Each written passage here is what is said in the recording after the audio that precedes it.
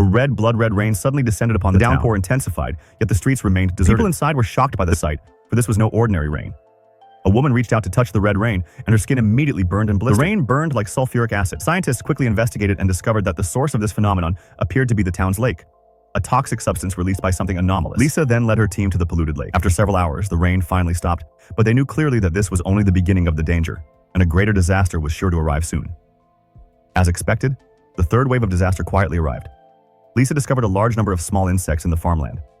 Despite their small size, they possessed terrifying strength, capable of swallowing hundreds of pounds of food. Soon, a large number of crops were covered by countless small insects.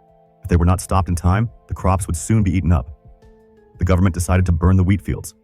If they did so, the wheat would also be destroyed. In order to find a more reliable method, Jack tried to spray pesticides in the air in a small plane. Although the idea was good, it was very difficult to do, because the farmland was on the edge of the protective wall outside the town. If the plane was slightly wrong, it would be very likely to be controlled. However, on the verge of life and death, Jack relied on his excellent skills and psychological quality to successfully avoid the transparent protective tower and completed this wall wine mission. Jack also successfully returned home safely and saved the farmland.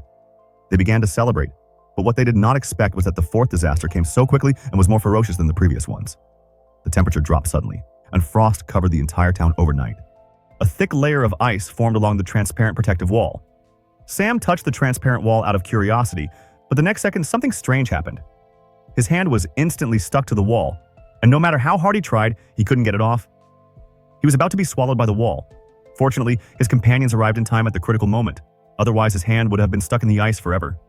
At night, the entire lake surface was frozen, and the temperature continued to drop. The next day,